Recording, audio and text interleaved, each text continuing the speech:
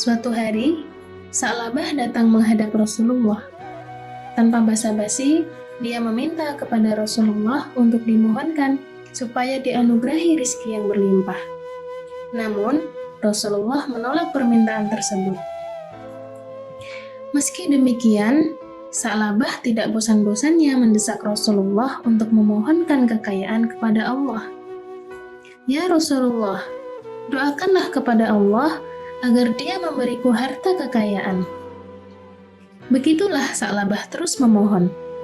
Meski kerap ditolak, Sa'labah memohon lagi dan memohon lagi. Rasulullah berkata kepada Sa'labah, "Apakah kamu tidak senang jika menjadi manusia seperti Nabi Allah?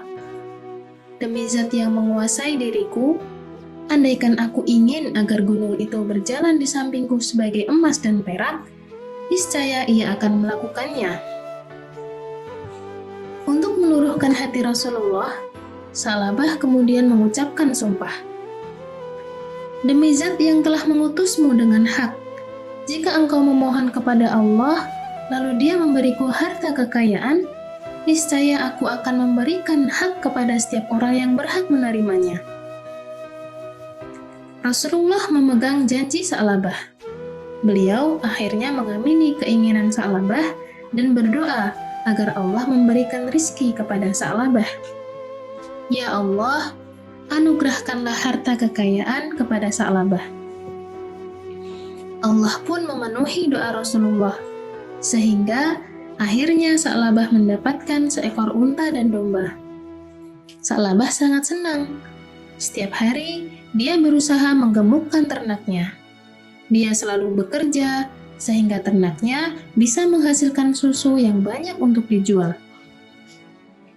Sa'labah masih teguh bersikap istiqomah saat memenuhi panggilan jihad pada Perang Badar. Seusai perang, dia kembali pada ternaknya. Dia menggembalakannya, menggemukkan yang kurus, dan membesarkan yang kecil.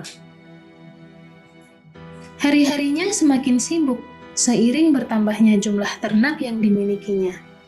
Mereka terus beranak pinak hingga Madinah menjadi penuh sesak oleh ternak Sa'labah. Akibatnya, dia dan ternaknya menyingkir dari Madinah dan tinggal di sebuah lembah dekat Madinah, sehingga masih memungkinkan untuknya melaksanakan sholat zuhur dan asar dengan berjamaah, sedangkan sholat lainnya dilakukannya sendirian. Ternaknya terus bertambah, dan dia menjadi sangat sibuk. Akhirnya, Sa'labah mulai meninggalkan sholat Jumat. Ketika menemui orang-orang yang lewat padang gembalaannya untuk menuju sholat Jumat di Masjid Madinah, dia hanya menanyakan kabar. Saat itu, Rasulullah mengindra gelagat aneh dari Sa'labah. Beliau pun bertanya kepada dua pengendara unta yang ditemui Sa'labah, apa yang dilakukan oleh Sa'labah? Mereka lantas menceritakan soal ternak Sa'labah kepada Rasulullah. Rasulullah terkejut dan bersabda, "Aduh, celaka Sa'labah, celaka Sa'labah, celaka Sa'labah." Sa'labah kini juga bersikap kikir. Dia mulai menghindari kewajiban berzakat. Ketika didatangi utusan Rasulullah, dia hanya mengelak.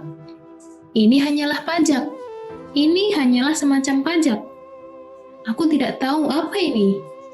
Pergilah, sehingga selesai tugasmu, nanti kembali lagi padaku." Kabar ini sampai ke telinga Nabi dan membuat beliau gusar. Hal ini menjadi sebab Allah menurunkan firman-Nya dalam surah At-Taubah ayat 75-77, yang berisi sindiran kepada orang-orang yang sebelumnya berikrar akan menyedekahkan sebagian hartanya jika dikaruniai oleh Allah berupa kekayaan. Tetapi setelah diberi kekayaan, mereka justru menjadi kikir dan berpaling. Karena sikap seperti itulah, Allah kemudian menanamkan kemunafikan pada hati mereka sampai tiba ajal, sebab mereka telah memungkiri ikrar dan berdusta. Ketika ayat itu disampaikan oleh Rasulullah kepada para sahabat, Ada salah seorang kerabat Sa'labah yang ikut mendengar. Dia kemudian menyampaikan hal itu kepada Sa'labah. Kontan saja, hal ini membuatnya kalang kabut. Sa'labah bergegas pergi menemui Nabi dan memohon agar beliau mau menerima zakat darinya. Namun, Nabi tak mau menerimanya. Sesungguhnya Allah melarangku untuk menerima zakatmu. Kemudian, Sa'labah yang sangat menyesal melaburi kepalanya dengan tanah. Lalu Rasulullah berkata padanya, "Inilah amalanmu. Aku telah memerintahkan sesuatu padamu, tapi engkau tidak mau mematuhiku." Sejak peristiwa ini, Rasulullah dan para khalifah tidak mau menerima sedikit pun zakat dari Sa'labah. Demikianlah asbabun nuzul surat At-Taubah ayat 75-77 mengenai kegagalan Sa'labah menjaga sikap istiqomah.